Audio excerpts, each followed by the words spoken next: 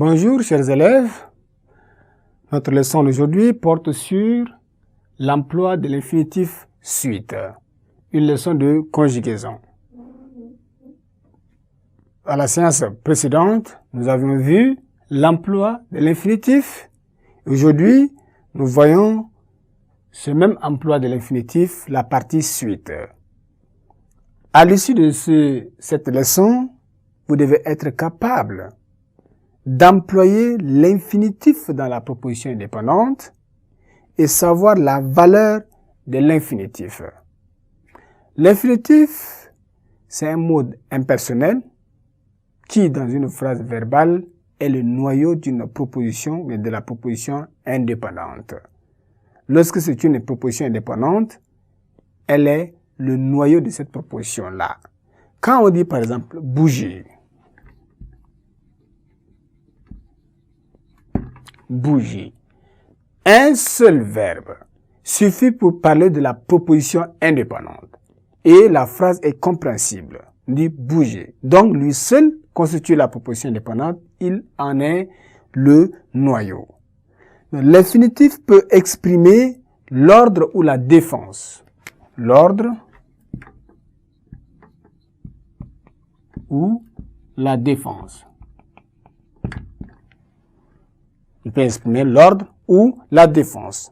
Donc, quand on dit par exemple, nettoyer avant de prendre. Nettoyer avant de prendre.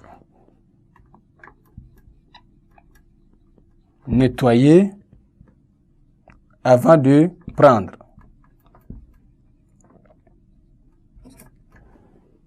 Nettoyer avant de prendre. C'est là, n'est-ce pas, l'ordre ou la défense. L'infinitif peut aussi exprimer l'incertitude. L'incertitude. Ici, c'est l'ordre, c'est l'incertitude. Dit que on n'est pas certain, l'incertitude. Donc, quand on dit par exemple, que faire après sa mort? Que faire après sa mort? C'est une expression, c'est une, comment on appelle, une proposition indépendante au sein de laquelle on trouve, n'est-ce pas, un verbe à l'infinitif qui est son noyau. On peut aussi employer l'infinitif pour exprimer un sentiment.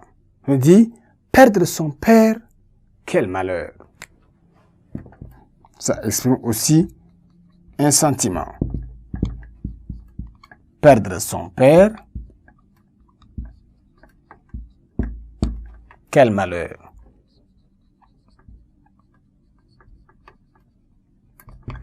Perdre son père, quel malheur. Voilà ce que l'infinitif peut aussi exprimer. Donc, l'infinitif est également noyau dans une subordonnée. On peut dire, il pense qu'il faut travailler avant de manger. Il pense qu'il faut travailler. Il pense qu'il faut travailler avant de manger.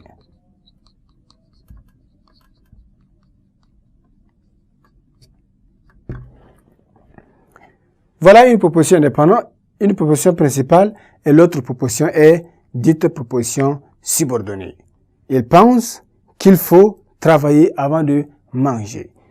Voilà la valeur ou bien l'emploi de l'infinitif. Il sert à exprimer l'ordre et la défense, l'incertitude, le sentiment et il peut aussi être un noyau d'une phrase indépendante, d'une proposition indépendante. Voilà. Ces propositions sont dites des propositions indépendantes. Le noyau, c'est l'infinitif. Chers élèves, nous voici arrivés à la fin de cette leçon.